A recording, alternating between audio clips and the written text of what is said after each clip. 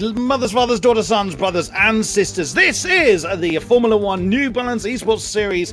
For the PS4 side, it is the race-off for the qualifying round here at Montreal, Canada. My name is Chris Buxton, and I'll be one of your commentators throughout this racing series. Joining me in the commentary box, I'm always glad to say, returning to my side, it is Justin Sutton. Thank you so much, Chris. It is great to be back for this third year of F1 Esports. Today, we're on the PS4 side for a short qualifying session, followed by a 50% distance race around the picturesque circuit Gilles Villeneuve in Canada. An absolutely lovely circuit. We can take a look at the drivers that we will be seeing today, or at least some of them. Not sure if everybody's gotten in just yet, but we do. These numbers mean nothing. I just want to let everybody know this is just kind of the order they came in, but they are going to be going through qualifying, aren't they, Chris? Indeed they are. It's a short qualifying session that precedes the 50% race that we will be going through. We've seen the tyre allocations they have available to them to make their strategies work. So we will be getting a hot lap to you very, very shortly to get around the beautiful track of Montreal, Canada that has seen some classic moments in its real-life racing, and I'm sure we are going to create some in its virtual version. Yeah, really looking forward to this. It is an absolutely fantastic track that usually puts on a fantastic show as well, too. We can look forward to lots of overtaking, primarily, though, into the hairpin, of course, at turn 10. There's going to be a popular overtaking location into the final corner as well, too. We can see some quotes from some of the drivers as well. David Tanitsa saying last year it was a dream. This year it's a must. He is driven to get into the pro draft. Ben97 as well. His third time actually qualifying for the F1 Esports. So he's really a veteran at this point, Chris. Indeed, I remember fondly commentating on the man last time around. So it is 35 laps that we saw first enter the Esports Series in 2017, 4.3 kilometers, 152 kilometers as a race distance. So here it is. So 3 sectors, of course, and we are going to have 2 DRS zones, but we're going to be heading down to the qualifying lap as commentated by our own Justin Sutton. Here it comes. Enjoy. Hello, I'm Justin Sutton, and welcome to the circuit Gilles Villeneuve, where we're riding on board with David Tanitsa as he navigates his way through the final chicane to start the lap. David moved to the left side of the circuit before crossing the start-finish line to open up the right-hand kink, and then back to the other side to open up turn 1 using third gear at the apex and keeping a nice tight line to open up turn 2. Get on the throttle as early as you dare for the medium-length run down towards turn 3. Keep to the left, braking at about 75 meters, and use lots of curve to carry as much speed as physically possible. You're going to be flat out through turn 5, but don't run wide as you set yourself up for turn 6, again braking at about 75 meters, down to third gear once again. Turn 7 is crucial for carrying as much speed on the long straight down to the 8-9 section, although turn 8 not really an overtaking location in the race. Find your braking point somewhere in the shadow of that bridge. David goes into third briefly, but back into fourth for the exit of this high-speed chicane. Mind the barrier on the right side of the circuit as we have another long run down to the next corner, nearly reaching 8th gear before slamming hard on the brakes for the turn 10 hairpin. A great overtaking location and most important corner on the track, as the speed you carry will pay dividends on the run down towards the final chicane. DRS activation line comes at you pretty quick, and now you have a few seconds to adjust your brake bias or fiddle with your ERS recovery before the final braking zone of the lap. Heavy braking now, be brave as you flirt with the wall of champions at the exit, and then it's just a straight shot to the finish line, and that is a lap of the circuit Gilles Villeneuve with David Tanitsa.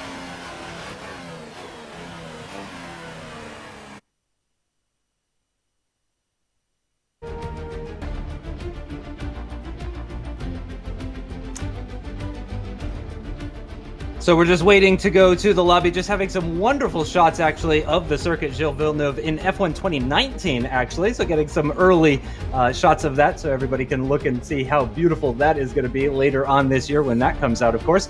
And we're preparing to go racing for this first race of 2019.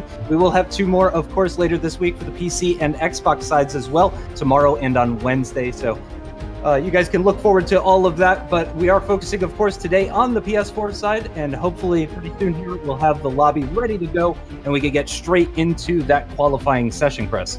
You'd be forgiven for thinking that you're looking at real-life images with some of the beautiful graphics we've seen from the upcoming F1 2019, and we really look forward to getting really stuck into that when it's released to the general populace.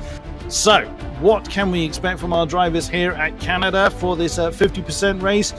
It is going to be quite manic on the first lap, as you would always expect. So the coming into that turn 2, that very tight right-hander, as long as they've survived the sort of first main turn just before it, is going to be quite crucial as they weave their way through the tight chicanes. So 3 and 4, and also 6. Yeah, the barriers are never far away, really, at this circuit. It's almost like a street circuit in that regard. You can see on the main straight there going down into the final chicane, the barriers are really not far away from the racing line. So any sort of small mistake can definitely cause some serious issues around here, specifically also at that turn 3-4 chicane that you mentioned as well. Lots of issues could happen there as well, because the barrier on the inside, as you're turning right, you're practically turning in towards the barrier, actually, as you try to take as much curbing as possible. So these guys are the best of the best, though, particularly on the PlayStation 4 side, of course. But I don't expect too many issues, but also they're going to be really interested in making up positions and doing well and setting themselves up for the Pro Draft later this year. So as good as these guys are, Chris, there is going to be an element of anxiousness, of desperation to perform as well as they possibly can. Absolutely. The grand prize is quite clear to see, as has been demonstrated particularly last year in the Pro Draft, and the opportunities that is then presented to the drivers that succeed on that particular venue. So into also the tight hairpin, that's also somewhere else where our drivers need to be very, very careful. It's so easy to overshoot that and just disappear into the runoff area. And then, of course, the final chicane that leads to the Wall of Champions. Many, many races have been ruined at that particular point, whether they just push that a little bit too hard, trying to get out the chicane and then bounce off the wall and rip the suspension off, or even just taking elements of wings off, or they go in too hard coming into that actual chicane itself, and to bounce over, losing time or having to give up time, so they're not deemed to have gained an advantage. So many things for our drivers to have to keep in mind, and whilst racing 14, well, up to 19 other drivers. Yeah, it's gonna absolutely be a challenge for these guys. I mean, the competition does not get much more stiff than this. It's really, really difficult. I mean, these are the best of the best. Lots of qualifiers from around the world took part in these events for the game to reach to this point. They had to beat so many people, and they're not done yet. They still have some more people that they need to beat, and of course, they need to get picked by the teams as well too. And when it comes to getting picked by a Formula One team for the F1 Esports series, it's not just down to raw pace. That is obviously a big factor, probably the most important factor, but there are a lot of different things that they will bring into mind, and I believe we are going to be going into qualifying very shortly here, and we can start to see that raw speed that these guys have, and we can start getting an idea of how they're going to line up for the season. But similar to real F1 qualifying, we are going to see some people come out, possibly just set a nice benchmark time, a nice safe time, and then of course later on in the session, Chris, that's when we'll see people really ramping it up. Yeah, we do look forward to the sort of the banzai minutes, the last 2 or 3 minutes of any qualifying session, particularly at the longer circuits. Spa is a prime example where that banzai time starts a little bit earlier. Here in Canada, I fully expect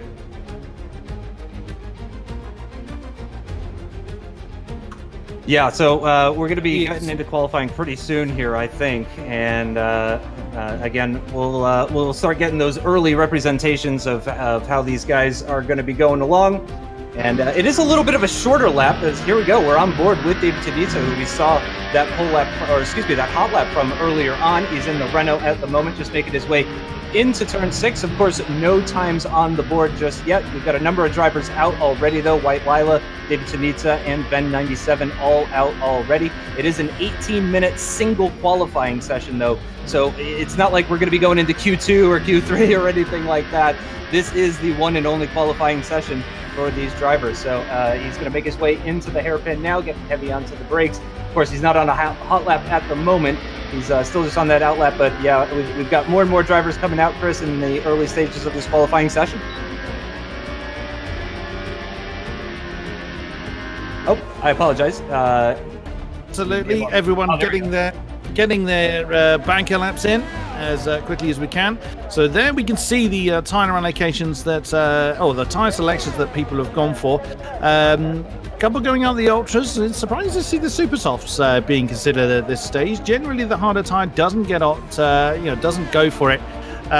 Isn't chosen this early on, but you never know. There's these guys know what setups they're going for. If they're going to go for a long early stint, or maybe sort of banking on starting out of the top 10, or if they're not confident and getting within that top 10, they may go for the harder tire earlier.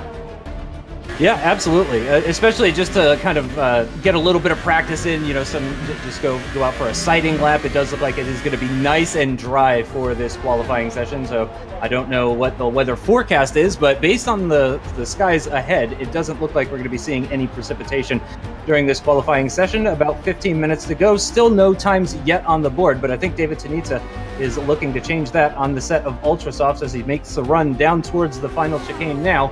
And although it is the Wall of Champions, we won't be seeing any F1 Esports champions crashing out there today, because of course our only champion at the moment is Brendan Lee, and we won't be seeing him in today's race. And David Tonita puts in a 107.434. So that is the opening time here in Canada, and we'll of course see that tumble as the track gets quicker and quicker, as the drivers get more and more comfortable as well too. So we'll see that continue to go down. Ven97 now putting in another time. He's just under, just about 3/10 shy of David Tonita's time, but also getting into the 107s there. So already pretty close. Indeed. And interesting that the Itaven's gone out on the Hypersofts and was still a little bit slower than Mr. Tonita. Quite a few familiar names coming back as well, which is always nice to see. But quite a few names that we haven't seen at this stage in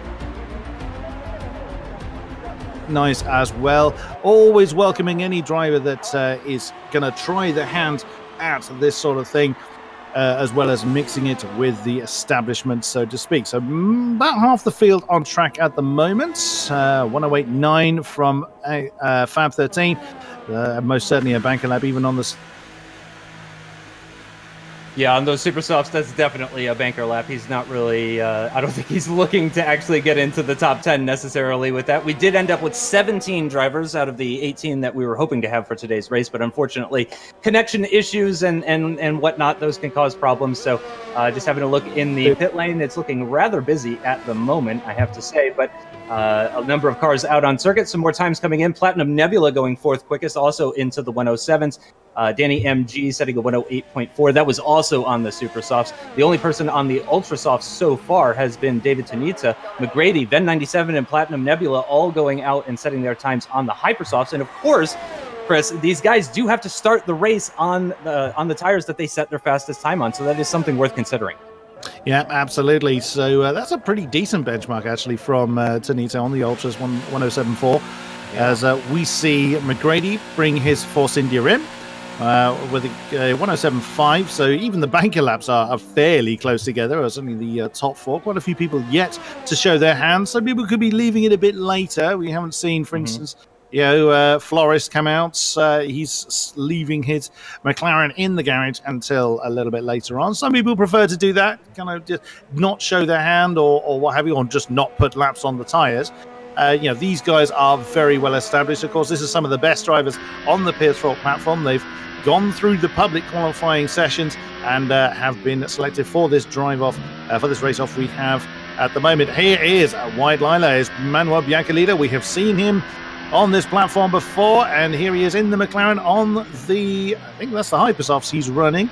So hopefully he's looking to get right up towards the sharp end. Well, of course, everybody looks towards to get the sharper end, but if you're looking to get out there on the softest tire, also something else to bear in mind, that people may well be trying to just kind of essentially burn out the really softest compound if they're not convinced they're going to last any kind of significant distance. We've seen that before as well, when you think, why on earth are you running those tires? They're no good for a race. It's just to get them that far up in qualifying and then run a very long second stint. It's all down to what setup they're running and what they're comfortable doing. That's something certainly us commentators aren't going to know.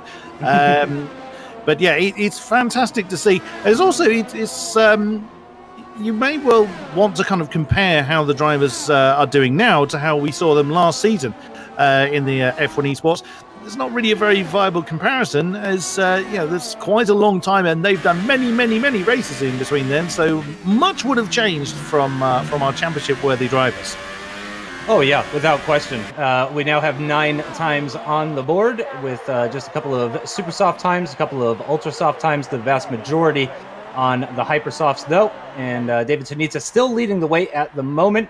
And VGIA Nardi just behind him, actually, just over 1/10 of a second slower, and followed very closely by just 0.04 of a second by McGrady. The McLaren is making his way into the final chicane now, gets on the power coming out of there, DRS open, stays to the right-hand side for the run to the line, and that is going to be a 107.402, actually quickest of all so far, as David Tunitsa slips down into now 3rd position, as VGIA Lucas goes quickest of all with a 107.385. So yeah, less than 1/10 of a second between the top 3, as we've got just over 10 minutes remaining in this qualifying session.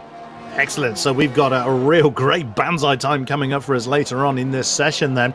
Yeah, VGIA Lucas getting that one absolutely nailed. And to be fair, it didn't look like Biancalila left very much on the table. He was really pushing, particularly through that last chicane. It was... Yeah, through that last chicane, pushing very hard as we switch on board with the Red Bull and on board with Nardi as he makes his way through the DRS straight. He will have that wing open now, reducing the drag of that rear wing. And Tunitsa now going even quicker, actually, dipping into the 106s, first of the drivers to dip into the 106s, over 0.3 of a second quicker than Lucas. Let's stay on board with the Red Bull here of Nardi as he crosses the line. Is he going to improve? No, he stays 6th quickest. He could be starting his lap right now, actually. But a lot of cars out on the track, some still in the pits, less than go. And sticking with the Red Bull for now as he makes his way through turns 3 and 4, using lots of curb there, as you want to do. And staying to the right-hand side, coming out of turn 5, heavy braking into turn 6. And will this be a quick one for Nardi? He is, of course, a very quick driver. Ooh, getting very close to the barrier there at the exit of turn 7. Long run down towards turn 8 and 9 into the braking zone underneath the bridge. And he gets it very right through there. Again, getting very close to the barrier at the exit of that very high-speed chicane, very fast chicane, and down into the heavy braking zone of the turn 10 hairpin. He's got a car just ahead. I don't know if they're on a hot lap as well, too. He might even pick up a little bit of a slipstream. That's the Williams ahead of him, as Tunitsa goes even quicker now. Wow, that is really impressive. He's now 0.4, exactly 0.4 of a second quicker than Ven97, who now finds himself in 2nd position ahead of VGIA Lucas. There goes the Red Bull getting very close. I dare say he actually touched the barrier at the exit of the final chicane there as he crosses the line. Again, not an improvement for Nardi, so unfortunately he's not going to be moving up, but he still has plenty of time, lots of time still to get back into the pits, fit another set of tires and give it another go, probably give it a couple more goes, because again, Chris, it is a pretty short lap here, so you can get in, get those tires, and get back out. Yeah, I think that was actually invalid from the Red Bull there, because I think he came up as a 107.382, which would have put him 3rd. What a cracker from Tunitsa then, finding 4/10 on another set of Hypersoft tyres.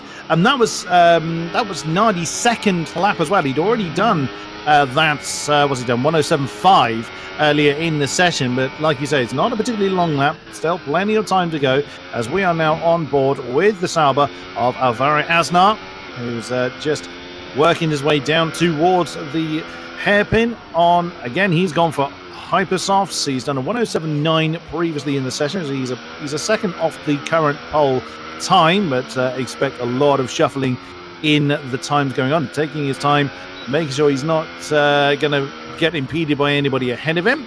And hopefully he's not going to impede anyone behind. So, yeah, well, he really is taking his time. Make sure he's got lots and lots of space ahead of him as he now winds up to do another time. That's 7 minutes remaining on the board. Yep, staying on board with the Sauber, or Alfa Romeo. I guess you can take it as you like as far as this year of car is concerned, into turn 1 and through turn 2. He goes holding that very tight line, almost akin to Luffield, but maybe a little bit tighter, comparing it to a corner at Silverstone. Again, into this chicane, using lots of curb, avoiding the grass, but touching the wall at the exit. He's not going to pick up any sort of damage or anything like that, and staying far to the right-hand side for the next chicane. And just having a look at the Toro Rosso as it navigates its way through that turn 10 hairpin. A lovely shot where you get to see the whole of that part of the circuit. Makes the run down towards the final chicane. This is Fab 13.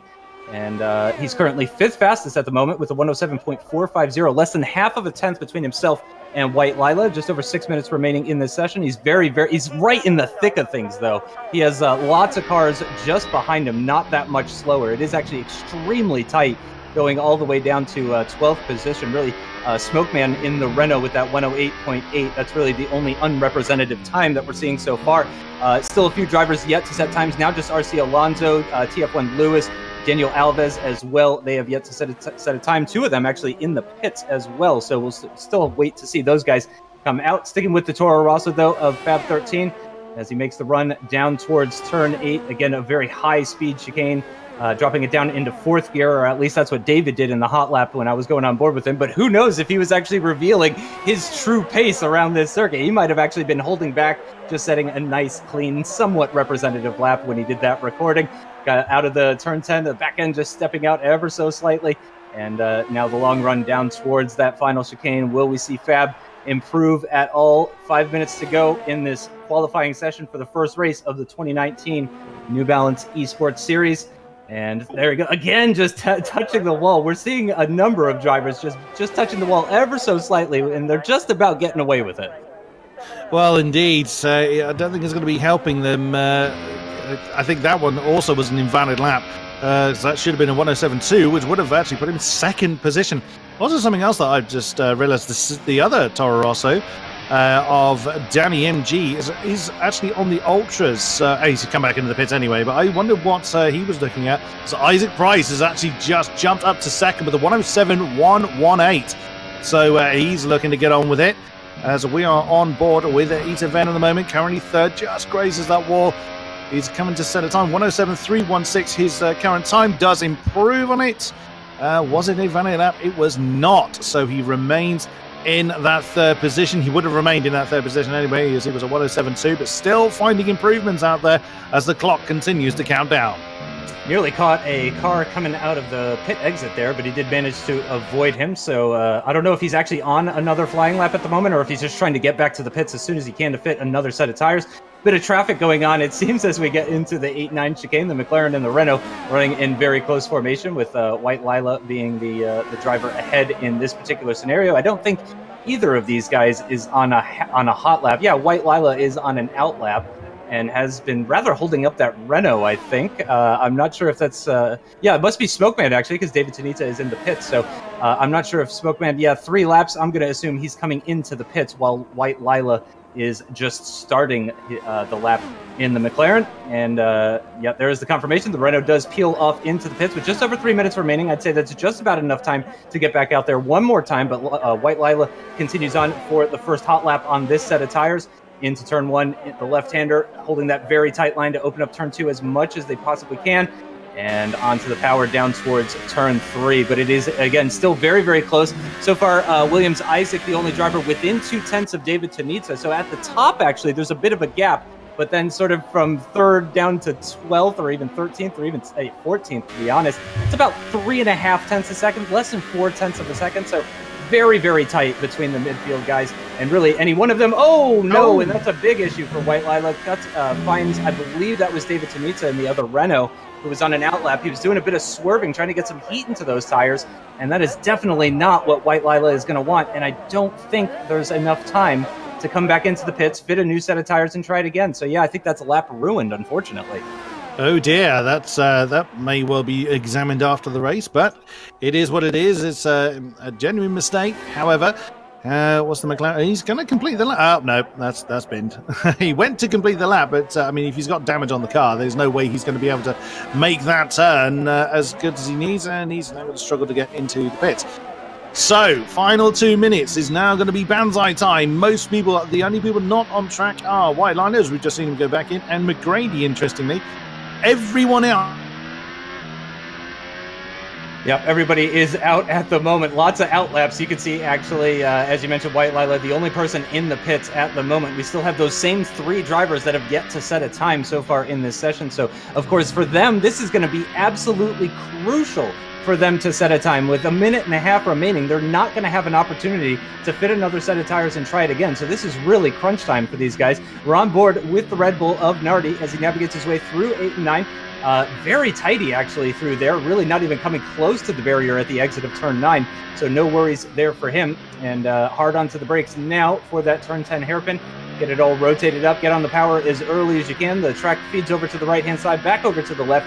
And, of course, you got the water just beyond the barriers on the left-hand side there. On the rundown towards the final chicane now for VGIA Nardi in 3rd position within 1/10 of the time set by Isaac Price. But no, he is going to be coming into the pit. So that is going to be the end of qualifying for Nardi and also for White Lila. So we still have 15 cars out there on circuit as we've got less than a minute to go before we see that checkered flag come out, Chris.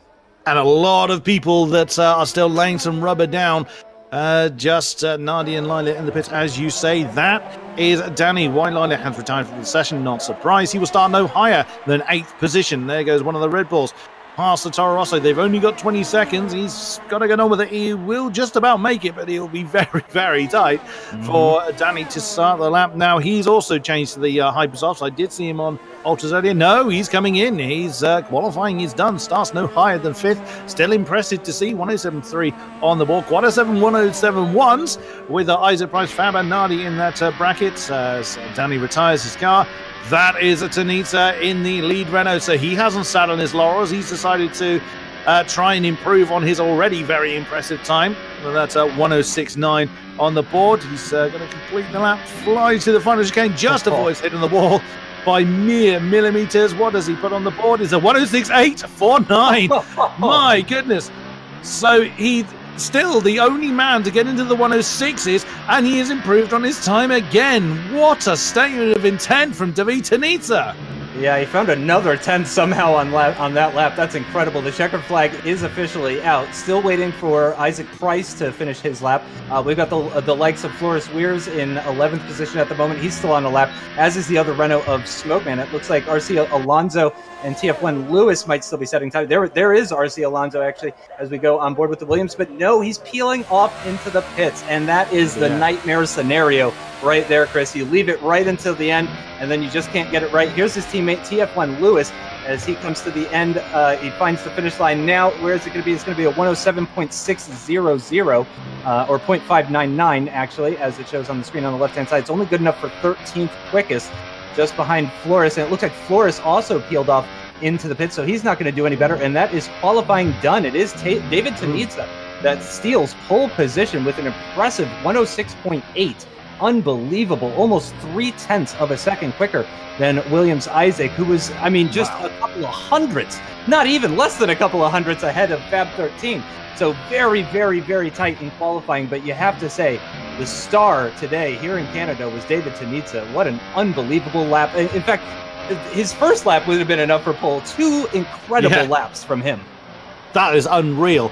The entire field, of course, Alonso not getting a lap on the board, the entire field is less than a second apart. Now if that is a precursor for what we're going to expect in this season of F1 Esports, then I cannot wait to see what our drivers can do in race conditions. Yep. Really looking forward to that one. I mean, and it's always been incredibly close. You'd be hard pressed to find closer racing than F1 Esports.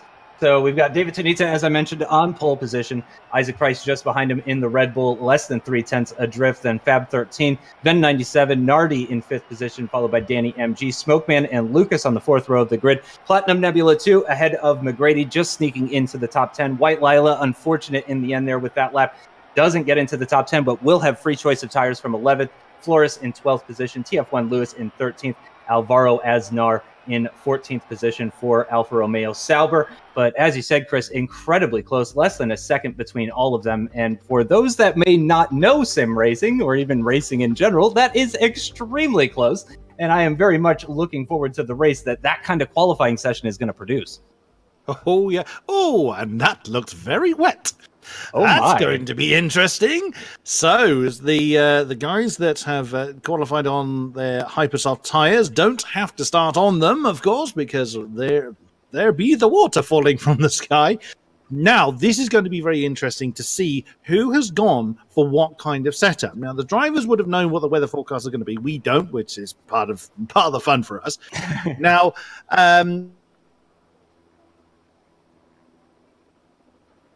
Yeah, no formation lap, though, worth pointing out, I think. So we're going to be jumping straight into this race, and these drivers are going to have to be ready or not for when we get going here at the circuit Gilles Villeneuve. And it is rather wet out there, as Chris was saying. The rain is coming down. I don't know if it's inters conditions. We don't know what kind of tires people are fitting. I don't know if it's dry enough out there to continue to run the slicks that they ran in qualifying. But we could see the intermediates coming out, which would, of course, kind of negate the whole tire choice thing and everything as we prepare to go racing here at the Circuit Gilles Villeneuve. We've got 4 lights. We've got 5 lights. Ready or not, here they go. And it looks like a great start for Nardi, actually. David Tanitsa is dropping back like a stone. He's already got Fab ahead of him as well, too. He's got pressure around the outside as they make their way through turn 1 as well. It looks like he's just about going to hold on to that 3rd place position. He's got a car on his inside. The Red Bull trying to go around the outside. He's got the Toro Rosso on the inside as well, too. But it looks like a nice, clean start for all of these drivers. Oh, I saved that, and there goes the McLaren off into the barrier. I think that was Flores, actually, that we saw making contact with the barrier. I don't know if that was with some encouragement from a car behind her, if he did that all on his own. But the conditions out there are not great, Chris. It is going to be difficult, of course, to adjust to this level of grip after that qualifying session. Yeah, and look at our pole hero, Tanita, already down to 3rd. We've got a 3-way going on, heading down to war. Into the 8-9 chicane. Oh, God, the Mercedes. It's going to be very close between himself and the Toro Rosso of Danny MG is right behind him as they make their way out of turn 9. He's also got White Lila, who started from 11th position, already making up positions up the inside for the McLaren into the turn 10 hairpin. He's not going to get a great exit out of that corner. Oh, contact between the Mercedes and the Toro Rosso, and that is just an awkward incident right there. I don't think any major damage for either of those guys, but that's got to be so frustrating. And they're going to drop right down the order into 15th and 16th, respectively, on the opening lap. Still got lots of racing to go. This is a 50% distance. I know a lot of F1 Esports races have been 25%, but this is a longer race now, so it's not over for him just yet. And, of course, the guys in the Pro Draft from the F1 teams, they're going to be watching to see how people recover when they make mistakes. We got a couple of cars into the pits, Smokeman 845 and Danny MG into the pits after that opening lap. But it was indeed the intermediate tires that were the call for all of these guys on this opening lap, Chris. Oh, sorry. We lost Chris there for a moment, but we're on board with David Tanitsa. Again, started from pole position, gave us that incredible hot lap as well, too. He's in 3rd position at the moment. He's got Nardi not that far behind him, and he's losing heaps of time, actually, to Fab and Williams. Isaac, he's backed right off. Oh, no, that's a big moment for him. And the Renault is off and spinning. Oh, at turn 8, he's got another spin after some more contact. And our pole sitter, David Tanitsa, is right down into 16th position. He is going to be really, or 15th position, excuse me. He's going to be really feeling that one. That is so unfortunate for the Renault driver, but he will continue on. And again, we do still have 33 laps of racing remaining here at the Circuit Gilles Villeneuve, returning to the battle for the lead. Fab now leads in the Toro Rosso. He's got Isaac Price just behind him in the Red Bull. It's very close between the two of them. They've already built a pretty sizable gap between themselves and the rest of the field, over 3 seconds between Isaac and his teammate Nardi, actually. So yeah, a nice gap for these two guys as it stands right now. I'm not sure what the weather forecast is. As Chris mentioned earlier, we just don't know what the weather is going to be like. We're not getting the radio calls from the engineers that these guys have, so we don't know when this might be drying up or getting worse or whatever the case might be. But between these two competitors, Fab13 and Isaac Price, very, very close, less than 0.6 of a second.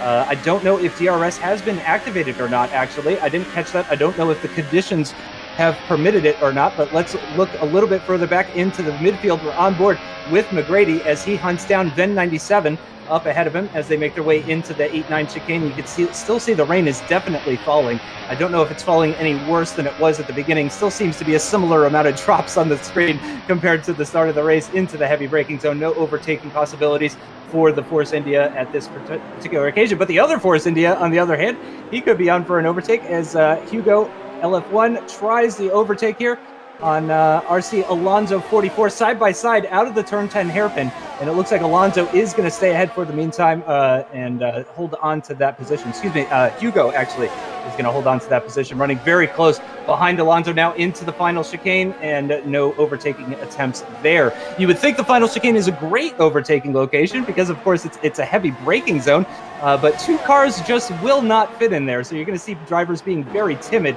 about whether or not they want to try and make the overtake there. I think I saw the back end sliding out ever so slightly on RC Alonso. Here comes Lucas now trying to make a move on Hugo LF1 side by side down towards turn 3. He's going to have to go around the outside. That's difficult to do. And already we've got now our first 3-second time penalty. That is Floris Weers picks up a 3-second time penalty, which is certainly not going to be helpful for him. He is running just inside the points in 10th position as it stands with a big gap up ahead to Alvaro Aznar. But we return to the leaders up ahead. Fab still leads the way. Isaac Price, though, not giving up. Oh, you can see the car just squirming under braking as he tries to find the traction. He just about does it. Danny MG now, the next driver, to pick up a 3-second time penalty. That's really unfortunate for the Toro Rosso driver, who's already had a very difficult race, finds himself in 16th position out of 17 drivers. We go on board, we're still on board, I should say, with Isaac Price. Can he pick up enough as a slipstream? No, he's not going to make any sort of move. Still a couple of car lengths back as they get into that final chicane, and I think he's going to be a bit too far back to make any sort of moves into turn 1. Yeah, I think Fab was definitely quicker through there. Still about half a second between them, and still about 3 seconds down to Nardi in 3rd position. White Lila, though, now up into 4th. An unbelievable start for the McLaren driver with an almost 3-second gap now down to Ven 97. So we've got a few battles developing here, Chris, but also some gaps starting to form.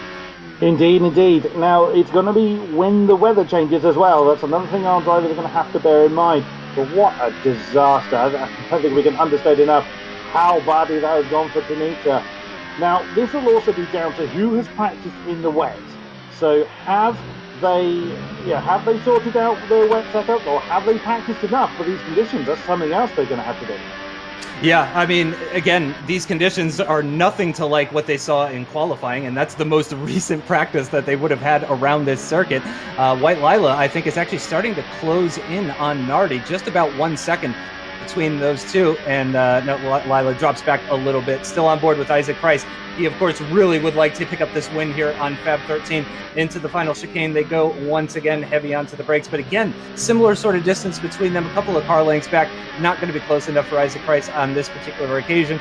He'll just continue on. I mean, he may not even be thinking about an overtake at this stage. He could be thinking the long term and just waiting for some sort of mistake, because we do still have lots of races, just under 30 laps still to go in this race as we look once again to the midfield.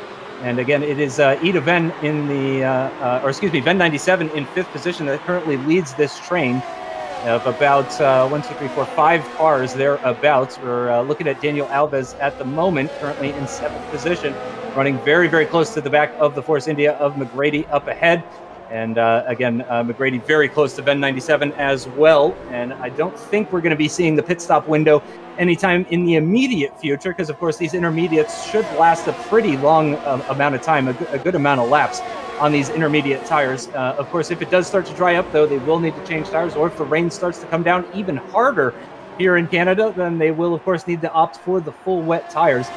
And that could play a huge role in what happens in this race. If somebody gets it right and everybody else gets it wrong, or if Fab gets it wrong and everybody else gets it right, for example, then that could play a huge role. Oh, you can see the back end just squirming as Daniel Alves tries to get on the power in that Haas coming out of the turn 10 hairpin. Of course, it is such a low-speed corner, so very little in the way of downforce, and you really just got to hope that your throttle input is going to be the right amount that you need. Fab 13 setting fastest lap now into the 119 to 119.1, in fact, for the Toro Rosso driver. Starting another lap, starting lap 7, still on board with this midfield battle for 5th position. White Lila, I have noticed, has gotten within 1 second of VGIA Nardi, so a battle for the final podium position could be in the works here as the top two continue to debate the lead of this race as we're approaching 1/5 distance or thereabouts. Still very, very close between all these guys. A bit of a gap from 9th down to 10th. Floris Weers, who again has that 3-second time penalty. He's a couple of seconds adrift of this battle for 5th position, and he's got pretty close company in the form of TF1 Lewis and RC Alonso just behind him, and then another bit of a gap from 12th down into 13th position. So into the 8-9 chicane. Once again, the Force India driver doing a good job trying to keep the back end in check, doing his absolute best, and I have to say, doing a fantastic job. These conditions are really not helpful for these guys. It's got to be so difficult just to drive the circuit. Ven 97 missing the apex there. McGrady finding it a little bit better, but that could mean a better exit for the Mercedes as they make their way out of the hairpin and down the straight. And there is no DRS. I can't confirm that for you guys. No DRS with the current conditions. So if anybody's going to be making any sort of overtakes here, Chris, they're going to have to do it on pure merit. Oh, I apologize. We may not have Chris again. I apologize. So we're going to stay with McGrady, though. He's, again, hunting down Ven 97 up ahead, the veteran of the Esports series. He was here in 2017. He was here in 2018. He's back again in 2019 and sticking in the top 5. I will say the gap is starting to get bigger and bigger between 4th and 5th. It's now almost 5 seconds from White Lila down to Ven. A 3-second time penalty now for Smokeman 845. He is down at the back in 14th position, only barely ahead of VGIA Lucas. And in fact, Lucas, who just remedied that, moves himself up into 14th and drops the Renault down into 15th position. This is definitely, I think, where we want to be watching. Oh, as unfortunately we lose connection to Hugo LF1 in 13th position in the Force India. That is very unfortunate for him, but we will stick with this battle for 5th. Ven 97 doing a great job to hold on. McGrady not really pressuring, though. We haven't seen a lot of side-by-side action from many of these drivers, but we could in the very near future, based on how things are looking. McGrady certainly seems closer on this occasion. Of course, these guys do have their own setups as well, too. It's very possible Ven 97 with a lower downforce setup is just able to be that little bit faster compared to the Force India behind. And in all of the places that matters, such as into that final chicane, into the first corner, into the turn 10 hairpin. I believe that was Daniel Alves we saw just losing a little bit of time through the final chicane.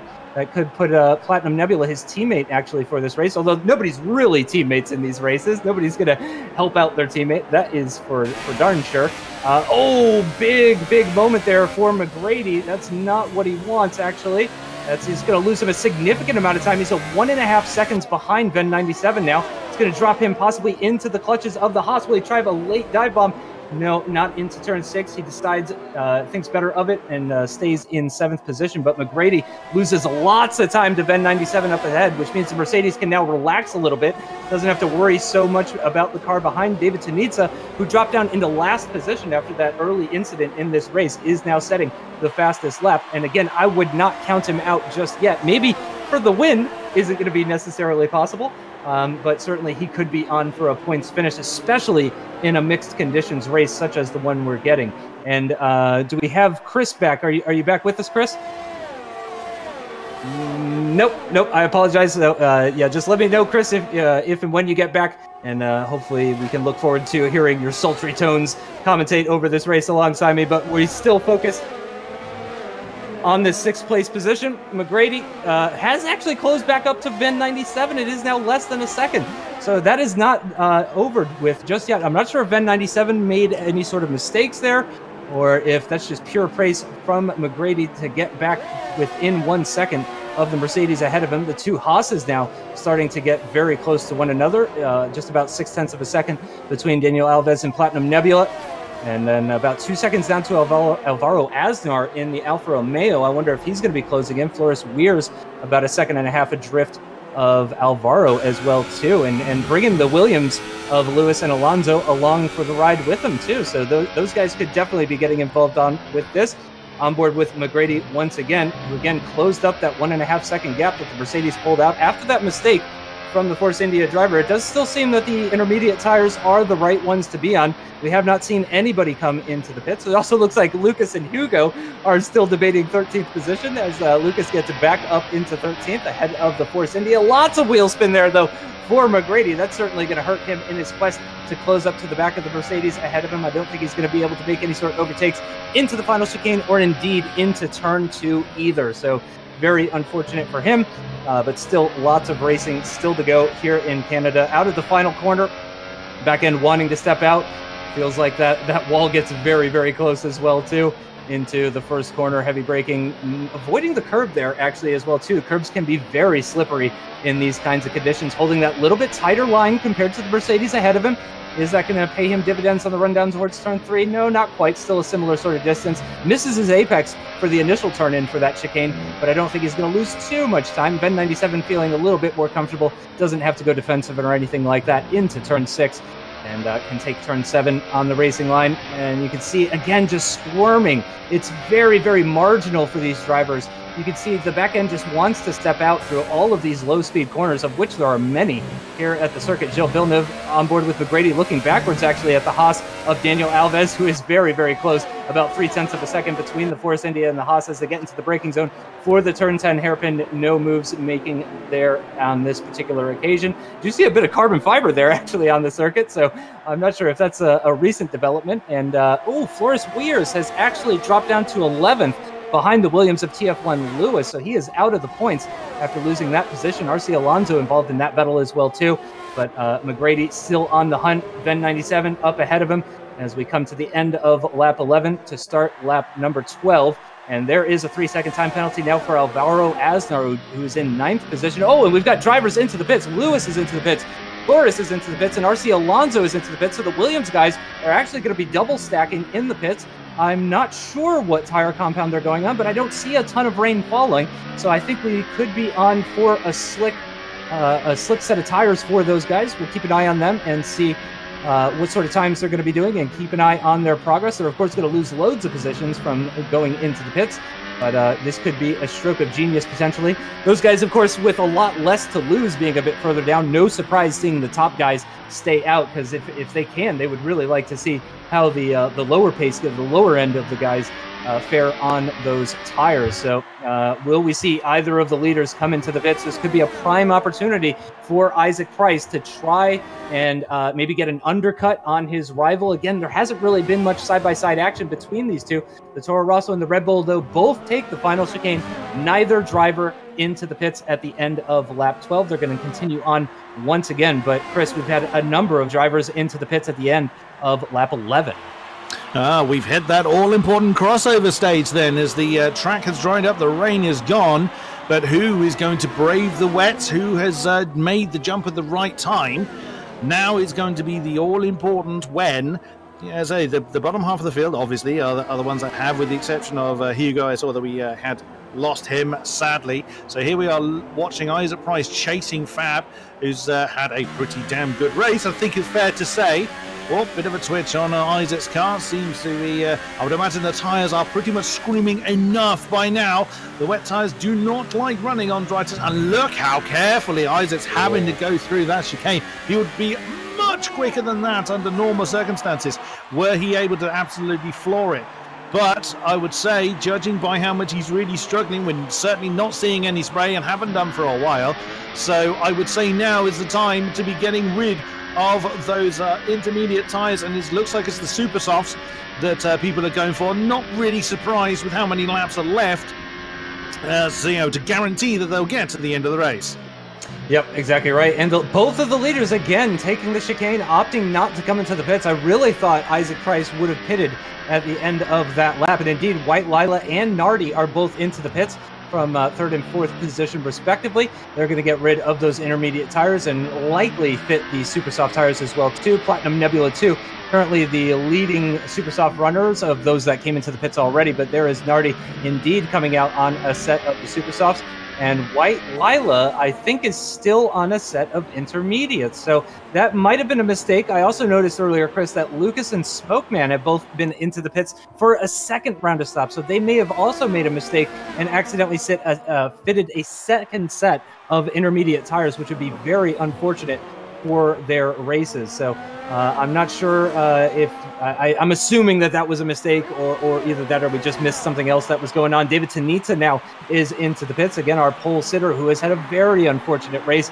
He's going to be coming into the pits, or is into the pits already, on board with the Williams of TF1 Lewis. He is one of those that is out there on the super softs, and indeed the majority of the drivers are on the super softs. And there is the message that DRS has been enabled, and that is going to drastically improve the amount of overtakes that we're seeing in this race. What with the 3 DRS zones we will have. And the Williams of Lewis is making his way through turn 6 and there is the Red Bull of Isaac Price. He did not pit. Fab is into the pits. So the race leader of Fab 13 in the Toro Rosso into the pits at the end of lap 14 to get rid of that set of intermediate tires. Meanwhile, Isaac Price in the Red Bull, he's going to stay out for yet another lap. I believe, no, he's going to be the only one continuing on for a 15th lap on this set of intermediate tires. Now, he either knows something that everyone else doesn't, or that's a bad call. And we probably won't know until a few laps from now, Chris. We won't know exactly the answer to that question, but very interesting that he's staying out. The cards really have fallen very well for Fab as he's come out with a 5-second gap to White Lila, who's come back out on intermediate tyres. Now, I suspect that's probably a bit of a mistake, as same with Etaven as well. So that can be a bit of a mistake. Those that have come in twice may have just been very unlucky. Their original starting into tyres may have just burnt out, and they had to come in because they just had nothing left on them, and then the rain stopped. It's just very, very unlucky. But Fab is in a brilliant position to capitalize well, but he still has to be careful. There's going to be areas of the track that just aren't quite up to dry standards. Now Isaac Price brings his car in, he's going to suffer, he's going to lose out on time, I would thought, judging by how his car was wriggling around a lap or two ago. And there he is, super soft tires going on the Red Bull. Unsurprisingly, I would expect Fab to be in the region of 15 behind. I'm expecting him to be about 5 seconds ahead. There he goes. Well, of course, Isaac is going to reappear halfway through that next turn. Much closer than I thought it was going to be. So, there you go. That shows what I know. It's not the first time I've made an incorrect prediction on the pit crew. Wow. So Isaac really did brilliantly well to make the last of those inter tires work, and has brought him right back in contention with Fab for that race lead. 6 seconds between themselves and Bianca Lina now, as we're starting to see the fastest lap come into the dry runners. Well, there we go. That's going to change hands quite a few times as the track dries up to the last. And everybody then gets their tyres up to temperature, starts to build the confidence. It all comes back to how confident they can be as quickly as they can. But we will see what happens in our remaining 20 laps. Still plenty of racing to go. Here we have Daniel Alves. He briefly had the fastest lap right behind McGrady. Both of them on the Superstar tires. Only Etaven and Bianca Lida still on their inters. I imagine they'll be ditching those pretty soon. So, McGrady's going to have a fair amount of work to do, as Nadi's just overtaken Bianca Lida for third position at the moment. 7 seconds now behind the lead pair. Alves sizing up what he can do against McGrady. It's going to be a little bit too far back, I'd have thought. Into that, he's way too far back to make a move into that final chicane. But the Force India's got some work to do to keep this charging house behind him. And indeed, White Lila and Ven 97 both into the pits to finally get rid of those intermediate tires and go onto a set of super softs, you would imagine. Sticking with Daniel Alves, as TF1 Lewis picks up a 3-second time penalty as well now, as we're rapidly approaching the halfway point of this race. These super soft tires, I would imagine, are pretty much going to be able to make it to the end without too many issues. We could see the likes of Floris Weirs, TF1 Lewis, those guys are on the oldest tires, having already completed 5 laps on that set of super softs that they have on, with the likes of Williams Isaac only having done 1 lap so far. And Smokeman picking up another penalty there as he gets overtaken by Danny MG as well too. TF1 Lewis trying to make an overtake here on Floris Weirs. These guys are running in very close proximity to one another. VGIA Lucas running right behind them as well too. These 3 guys are separated by about 0.7 of a second or thereabout as they make their way through the 8-9 chicane and get very close to that wall as Fab 13 now sets the fastest lap of the race, now dipping into the 115s. So the track is definitely starting to speed up. It was only a couple of laps ago we were into the 118s. Oh, that's not where the apex is for Floris Weirs. He's going to lose a lot of speed, I would think. And especially with the DRS on the Williams behind him, he could be easy pickings. Just a couple of car lengths between them as the DRS opens. He's going to not defend the inside line, surprisingly. Will we see the Williams dive up the inside? Remember what I said earlier, it's difficult to overtake here just because of how narrow it is. But indeed, Weirs does hold on to that position Flores stays in 9th after missing that apex at turn 10. Is the Williams going to try anything into turn 1? No, he does stay behind for the moment, but certainly looking a little bit quicker compared to the McLaren up ahead. Now, David Tonitza is the next to stamp his name on the fastest lap board as he sets a 1:15.0, closing up to the back of his teammate, actually Smokeman, who is running in close proximity to the Toro Rosso of Danny MG. So David Tonitza probably looking to make a few overtakes here in the coming laps. And sticking with this battle, however, for 9th position, again, very, very close, about a second separating all three of them. Floris Weir's doing his absolute best to try and hold on to this position as we go on board with TF1 Lewis on the rundown towards 8 and 9. Oh, my goodness, and a surprising Mercedes out of nowhere. VGI Lucas up the inside at turn 8, a corner that I very specifically called not an overtaking location in my hot lap. So VGI Lucas really putting on a show for us there in the Mercedes. He does go very wide at the turn 10 hairpin, but a great exit is going to see him defend easily from the Williams, actually, of TF1. Lewis has dropped right out of this. I don't think Lucas picked up the DRS, though, off of Floris Weirs. After that overtake at turn 8, the McLaren actually pulling over a 1-second gap is now White Lila setting the fastest lap. He's now into the 1:14s. Oh, and VGI Lucas with a 3-second time penalty right as we were actually on board with the guy just behind him, so we could have seen that one happening as it happening live. So that is very unfortunate for Lucas, because we have had a number of drivers getting 3-second time penalties, but really none of these sort of top guys have picked up any penalties yet, although this is a tricky course. There you go, and TF1 Lewis shows us exactly how easy it is to pick up a penalty here, Chris. Indeed, indeed. The track still will have elements of the dampness about it. So, you know, he's going to be really struggling to get the most out of his tyres. Also, what we're also seeing is this really gap forming very, very quickly. That's what happened to Lewis there. He just had that really bad exit from turn 7, bounced off the wall and through when the Haas. That was a lovely opportunistic move from Lucas to get into the point playing position, into that 10th place. So yeah, I saw it was a bad exit. I didn't realise he bounced off the wall quite as hard as he did. Fastest lap still changing hands now. 13.972 for White Lila. Here is McGrady still chasing Daniel Alves. Look at the lead gap now, 3.7 seconds. That's built up in about 3 laps. That comes down to a setup difference, as TF1 Lewis has actually come into the pits again. So he didn't come away from that impact unscathed, it would seem. And it'll be a long day for him with still 16 racing laps to go. So now those that went for the wet setups are going to be looking skywards and thinking, oh dear, I have not got this call right. It's so difficult because it's difficult to know exactly when the rain's going to end. You know, whilst their mechanics tell them, you know, rain expected in the middle or at the beginning, it's an indeterminate amount. They don't know how long the rain will last for. They could say it'll be the first half, but that rain could actually last until 5 laps from the end. So they go for the wet setup over those gambling on the dries, and it pays off for them. Sadly, not the case this time. FabX13 having a brilliant run up front. Here we have Platinum Nebula 2 chasing Alvaro Aznar. That is for 7th position coming through that final chicane. The Haas really shaping up for a lovely move into what is the expected overtaking manoeuvres, unless we have a repeat of exactly what we saw last lap at turn 7. But yeah, great effort then from Nebula as he's continuing to chase the Haas down the roads, the Sauber rather, and still that fastest lap changes hand. 1:33 now on the board from Tonitza as he continues his recovery drive down there in 12th. A long way to go before he'll start seeing points even, let alone the podium. As another penalty on the board for Lewis, and again there's going to be another few of those. The track is just that little bit more slippery than some drivers are expecting, but you know, that's the nature as well of F1, of single seater racing. They need to use every inch that's available to them, and they try and cut as much as they legally can out of a corner, out of an apex.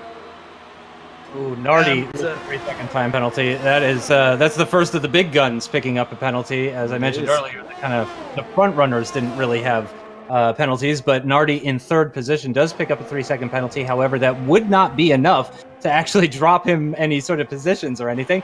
I mean, he's not really close to the top 2 guys either, so I don't think that's going to have a huge effect on his race. It is looking like third for him based on the gaps ahead and behind of him. Oh, and David Tunitsa picks up a 3-second time penalty. It's another heavy hitter who unfortunately dropped back at the early stages of the race. I was going to mention, actually, that he was climbing right up the order. He's already up into 12th. It was looking like he could be on even for a points finish, which would be one hell of a recovery drive for the Renault driver. But unfortunately, with that 3-second time penalty, he's got an even more uphill battle ahead of him. Smokeman picks up another penalty as well, too.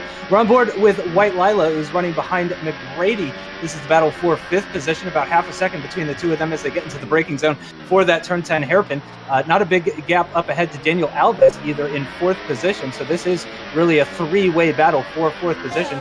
Do we have a replay for us here? And yes, we do have a replay. This is David Tunitsa picking up that 3-second time penalty. It looks like it happened at the final chicane. That's really unfortunate. Again, he was getting right up towards the final points-paying positions. It looked like he could even get up into 10th, but that's really got to hurt. He's got some incredible raw speed, though, so I'm still not going to discount him, as we've got about 12 and a bit laps of racing still to go here in Canada. Still on board with White Lila, trying to close down on McGrady. More than a DRS out of the DRS zone. Oh, and there's Flores Weers picking up a 3-second time penalty as well in 9th position. That would actually drop him down into 10th, possibly even 11th if Ben 97 starts to go.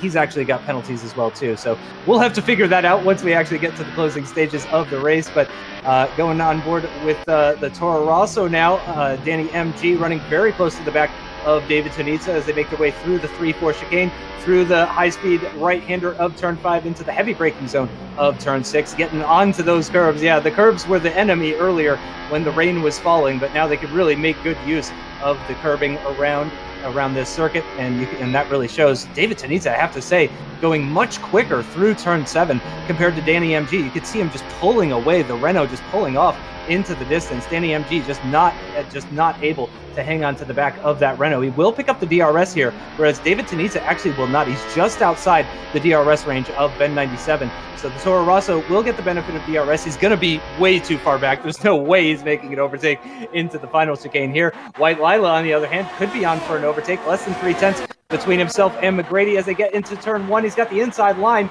And will that be enough? No, he's going to have to try and go around the outside now at turn 2, but I don't think that's going to work out either. White Lila, just about holding on to that position. Oh, he's trying for the inside now in turn 6. That's very cheeky. A late dive bomb move is not going to quite be enough to pull alongside.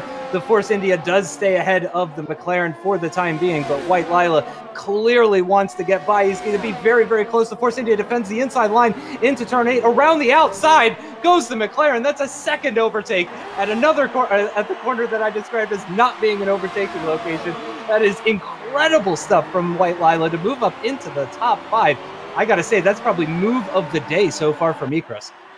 And he kept it legal. He didn't add any penalties to what he's carrying, so that's going to actually play quite a big part of who finishes where is the penalties of other drivers. So even though some drivers have or quite a few drivers have picked up penalties, it's still worth them pressing on and trying to improve their position as best they can, as there's still plenty of racing going on. There's still plenty of opportunity for other drivers to make a mistake or even have technical issues that may see them out of the race yet. Oh wow, that's very close. That is Tunitsa on the back of Isavan. He's caught him. You saw he had to really bail on that. He caught him very quickly coming through that final chicane, and now he's got that Force India right in his way. That's going to be a little bit problematic. He has managed to clear Itaven very, very nicely coming through the first couple of turns. Oh, goodness me. And now he's got a lot of company. What a big collection of cars. That's Tunitsa, Itaven, Danny, and Smokeman. So both the Renaults in there, one of the Toro Rossos and one of the Mercs. You're right in this battle. Goodness me. All jockeying for the same tiny bit of tarmac. You said yourself that the track is exceedingly narrow, and they're trying to squeeze 4 Formula 1 cars into it, and so far there hasn't been any major impacts. They've done brilliantly well to jockey for the position in the space they've got. That was incredible, and I can't believe, it's Hugo LF1 as well that's getting involved, the back marker who disconnected, so that don't go blaming him or anything like that. That's not on him, but unfortunately his car got right in the middle of that, so instead of being 4, it was actually 5. And yeah, that just made things even more exciting, but thankfully I think they are all just about going to manage to squeeze past him now. Yep, up the inside goes Smokeman, and he does manage to clear the back marker, so these four can continue on. But incredible stuff from all of those guys. I mean, that was really, really amazing. Really enjoyed that one. That was a lot of fun to watch. But David Tonitza, in the end, comes out on top of that one. He leads Danny MG, Ben 97, and Smokeman, who are all in hot pursuit at the start of lap 26 out of 35 in this 50% race for the F1 New Balance Esports Series 2019. These are the qualifying races. This is the PS4 side. This is the best of the best on the PlayStation 4 platform. And Fab 13, though, I have to say, ever since the dry period started, when it was intermediate conditions, Isaac Price keeping right with the Toro Rosso, but ever since the pit stop phase, Fab 13 just in a league of his own, now building a 6.5 second gap down to Isaac Price. I wasn't sure. I thought to myself, maybe Isaac is saving tires for the end, but I don't think any driver would willingly drop back 6 seconds just to save tires for the end of the race, especially with only about 8 laps still to go in this Canadian Grand Prix. They make their way down towards the final chicane, and once again, it looks like a bit of a gap now starting to form between Ben 97 and Danny MG. This could be Smokeman's opportunity, but no. The Mercedes actually defends the inside line into the final chicane, holds off the Renault from behind, and again, though, does drop out of the DRS zone, so he could be really coming under threat as RC Alonso now picks up a 3-second time penalty. He is well outside of the points paying position, so that shouldn't cause too much havoc in the final standings. But we go on board with the Mercedes of Ben 97. He makes his way through the chicane, gets very close to that barrier on the right-hand side coming out of turn 4. But he is continuing to drop back, actually, from Danny MG. What was just over 1 second is now just over it's now 1.3 seconds between the Mercedes and the Toro Rosso. So it really seems that Ben 97 lacking a little bit of pace, and it might be down to Smokeman to try and get past him and see if he can close back up to Danny MG and his teammate David Tonitza. But these are the primary battles at the moment. McGrady is still within DRS zone of White Lila, so that battle is not necessarily decided. I have to say that overtake from White Lila was rather definitive. I mean, it really, and there's a fastest lap as well, too, dipping into the 110s now we're into. And yeah, I don't think it's over just yet, but McGrady has a tall order trying to get back up ahead. And oh, there's another 3-second time penalty for Smokeman. That is certainly not going to be helping him in his quest to try and pick up some points. I think that's probably out of the realm of possibility for today. Oh, a bit of a touch, though, with Ben 97 is going to send the Mercedes for a bit of a slide, and that's going to allow the Renault to just squirm his way up into 13th position, again with a whole raft of penalties awaiting that Renault driver, though. So I don't think Ben 97 will actually stay behind him once the checkered flag falls, but that's got to be frustrating for the Mercedes driver, Chris. And Danny is retired, so he's actually had a problem. So wonder what he's actually out of the race. So here, I think he has actually had an accident somewhere. We didn't see where that was. It is often very difficult to see exactly where an incident has taken place, but that has very definitively brought an end to his race. Another thing to bear in mind that those are the White Liner. What a shame for you. That's he's got. That hurt. Yeah, that is going to hurt. I mean, if Alvaro Aznar really gets his foot down, he could well kind of jump up due to penalties of others. But we'll see when the checkered flag falls, when the penalties are assigned. Also, you were mentioning that reason why Isaac may be falling off the pace is saving tires. What he's probably doing is just simply conserving his position. He doesn't want to be scoring the penalties that we've seen other drivers doing through pushing too hard. He doesn't need to. He's got 9 seconds back to Nardi. He has actually closed in about a second on that. And he doesn't need to. It's the top 6. Oh, as we see the Renault bounce off the wall there of Smokeman. It's the top 6 that qualify for the Pro Draft. So and Isaac, unless he throws it into the wall, as we've just seen Danny MG do, that's exactly what he's guarding. He doesn't need to push. He's very comfortably within the position he needs to be. He just simply needs to stay there for another 6 laps. So he could well, if he gets an opportunity to challenge for the win, he might just choose to do so, but it would be an unnecessary risk for him to kind of push to do that. However, oh, wow, that was close. There was a big lockup there from Ben 97, almost slamming into the back of the second Renault. But, interestingly, looking at the gap between Lila and Daniel Alves, there's a battle forming there for 4th position. Now, White Lila does have a point to prove. He's got penalties to overcome. So, if he was looking to take it easy, he's now got to absolutely get on with it as Alvaro Aznar brings his car into the bits. Oh, and there is a penalty for Isaac Price. So, exactly what he was saying, what he was trying to avoid doing I mean, he's still got 9.5 seconds. So he doesn't have anywhere near that kind of penalty to overcome. So that's why I think he's kind of just maintained a steady pace. He hasn't tried anything too dangerous. However, the pressure is definitely on White Lilac to overcome his penalties as Lewis gets another penalty on the board down in 14th. But, Manuel Biancalida now chasing Daniel Alves. They are within where they need to be at the moment, but it's, we've seen how quickly that can change position. White Lilac doesn't want to kind of, risk falling out of that all-important top 6. Yeah, exactly right. It is crucial. And at the moment, there is a rather sizable gap between McGrady and Platinum Nebula down in 7th position, about 10.5 seconds between the two of them. But White Lila, we've already seen make that incredible overtake around the outside of turn 8. Just an absolutely stellar move from the McLaren driver. Will we see him make another overtake now on Daniel Alves? Not many laps still to go. We just started lap 31. So after this one is completed, we'll have 4 laps remaining. And it looks like Ben 97 moving ahead of Smokeman, actually, and up into 11th position. David Tonitza is into the top 10 and within DRS range of VGIA Lucas. And I believe Lucas and David both have time penalties, if I'm not mistaken. White Lila definitely losing some time there, though, to Daniel Alves through the 6-7 sort of chicane part of the circuit. Oh, yeah, making a little bit of contact with the barrier as well, too. Getting really close to the end of this 50% distance race. Don't forget, you guys, to use the hashtag F1 Esports on Twitter to let us know what you think about these overtakes, these races, these drivers. If you have a favorite driver, let us know. All those sorts of great things. Again, hashtag F1 Esports on Twitter if you want to join in the conversation on that. But White Lila really dropping back after that mistake here on lap 31. Just coming to the end of 31 and about to start lap 32. And there's a 3-second time penalty for Daniel Alves. If there is going to be any sort of carrot on a stick effect for the McLaren driver of White Lila, that is going to do it, because now they are level on penalty time. So if White Lila now makes the overtake, that will actually move him up into 4th position, which would be fantastic. I'm sure he would really enjoy that one. Moving back now to our pole sitter, David Tonitza, who's had really a roller coaster ride of a race, which involved a very steep drop right at the beginning. So just like a roller coaster ride, actually, has moved himself into a points paying position. He does have a 3-second time penalty. However, he is within half a second now of the Mercedes of VGI Lucas. And that's Ben 97, unfortunately, out of the session. The F1 Esports veteran, his 3rd year in the F1 Esports qualifying, and that is unfortunately going to be the end of his race. It's not going to be a top 10 finish. It's not going to be a top 6 finish for Ben 97.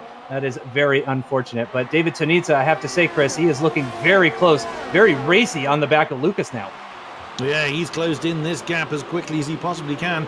And that position, 4th place, has just changed hands. White Lila and Daniel Alves have swapped around, but this big old pack are fighting for very much best of the rest. Why just the Platinum Nebula, Lucas and Tonitza all in this train. Is the Renault going to make a move on the inside of that chicane? No, he knows better than that. 3 racing laps remain for him to climb as high as he can. He just has not given up, and that's is he having a look at the inside of the first turn? Whoa, what a move. He sized that one up on the exit of the final chicane. He's still having to fight through turn 2, and no, can't quite complete that one. Lucas managing to defend that. Well driven actually from both of them, as they didn't panic, they didn't lose their heads. Tonitza is pushing as hard as he can, but not unreasonably so. He's not barging people out of the way to regain lost time. Nicely done there from both of those drivers. But this is a testament to just pure determination. He hasn't given up. He could have easily just retired from the session when he fell down to the back on the opening lap, but he didn't. He's just pushed on, and he would be in a point-paying position, in the standard table. Sadly, it is only the top 6 that are going through to the pro draft as Lucas makes a move on the inside of Platinum Nebula. Tonitza looking to follow through. Big snap of oversteer from the Renault. He's actually drawn alongside. He's actually caught in the hair. There was a terrible exit from the hairpin for Platinum Nebula there. So Tonitza's capitalised on that. He's having a look at the inside of Lucas as well. 2 cars on the same straight. Brilliantly done. And again, that's testament to what I was saying about determination from David Tonitza. Very nicely done. 2 laps to go here at Canada. Unbelievable. 2 cars and 2 corners. Well, technically 3 corners if you count the little kink on the straight, but that was unbelievable from David Tonitza to move himself up into 8th from 10th position. That has got to be one of the moves of the day. Again, I really like the move around the outside at turn 8, but that was fantastic from David Tonitza to grab both of those guys. Very opportunistic, but I mean, just really well done, well executed by the Renault driver. He finds himself about 1.7 seconds adrift of Floris Weers, who does have a time penalty similar to David as well. So that could be, we are on the final lap actually, so I don't think that's going to happen. It would be really impressive if he actually got within DRS range at this stage as they make their way through the turn 10 hairpin. He can see the McLaren just ahead of him, but he is not going to be close enough to actually pick up the DRS. He does get within about 1.5 seconds of the McLaren up ahead, but it looks like it is going to be Fab 13, or are these guys still on the penultimate lap? Yes, they are. So they have one more lap still to go for those guys. So we'll keep an eye on that gap between Tonitza and Floris Weers. We rejoin the battle for 4th position, where Daniel Alves is now behind White Lila, running in very close proximity as they navigate their way through the fast right-hander of turn 5, heavy on the brakes for turn 6 now, climbing all over that inside curb. And Alves not quite turning in for turn 7 quite as early as he would have liked to. I think that's going to lose him a bit of time to the McLaren up ahead. He's going to be trying to set himself up here for an overtake, I think, into the final chicane. He's going to be a couple of car lengths back as they exit turn 9 to run down towards turn 10. There is Fab 13. He's going to cross the line into Toro Rosso to pick up the victory. And Williams Isaac is going to come home in 2nd position, about 6 seconds adrift with a 3-second time penalty as well, too. He does indeed cross the line 9 seconds after that penalty is added. DJIA Nardi in 3rd position in the Red Bull. He has a 3-second time penalty, as does Lila, as does Alves, though. So I do believe Nardi is going to complete the podium. I do apologize, by the way. It's not the top 6. It's actually the top 10 that go on. So that is very important, actually, for Platinum Nebula. A bit of weaving for the Haas of Daniel Alves, who comes across the line, finishes in 5th position. VP McGrady will be in 6th. But in the end, White Lila in 4th from 11th on the grid. That is one heck of a drive from the McLaren driver. And, Alves started 15th and finished in the top 5. Brilliant drive for him. Tonitza, after penalties, actually finished in 7th. So a great recovery from him. He's 14 seconds outside of the top 6. But a great recovery drive from him. Nebula 8, Lucas 9, and Floris does indeed round out the top 10 just about. So that's a crucial position he is on to by the skin of his teeth. But what a drive from this man, Fab 13. Brilliantly done, commanded the race throughout the wet phase and hung on to that. Look at that, the Italian flag loud and proud on that top spot. Very, very well deserved, but brilliant drives throughout the field.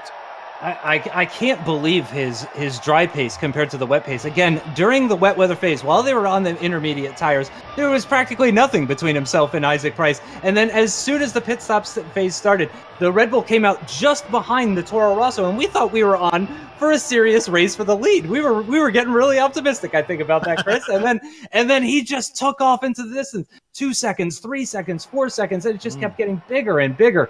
And in the end, didn't even pick up a penalty. He's one of the only 2 drivers in the top 10 not to pick up a time penalty, and he did it far faster than everybody else as well, too. Nearly setting the fastest lap as well, a 1:10.7 for Fab 13. Again, an utterly dominant race from him. Really incredible stuff. In the end, the guys outside the top 10, RC Alonso 44, Alvaro Aznar, Smokeman, TF1 Lewis, Ven 97, Hugo LF1, and Denny MG. So unfortunate for those guys, a lot of them picking up a ton of penalties. But we touched on this earlier, Chris. Canada is one of the tracks where it's very easy to pick up a penalty. It's tricky out there. Yeah, absolutely. And these guys have had mixed conditions to deal with, which, vast majority of drivers will concentrate very much on their dry pace. Totally understandable, but it's times like this that will really badly catch them out as a result. And, we had the entire field where only 2 drivers didn't pick up a penalty. One of them was the victor. So it could have so been different if we'd had a fully dry race, if people had just kept their lines a little bit cleaner. Very easy for me to say in the commentary box. I'm not the one under pressure, and the pressure is nothing to be understated either. I mean, we talked a lot about last season as well, and I think the pressure is just going to rise. The prize getting bigger, more important as F1 Esports goes from strength to strength, getting bigger, more support from its real life sport, and the image just continues to grow. There's more eyes looking at this now. The pressure just grows, and it really does. It's something that our drivers have to bear in mind. They may well not be in a car. They may not be in an arena in front of millions of people. However, that doesn't mean that the pressure isn't there. And the prize that they're going for is immense.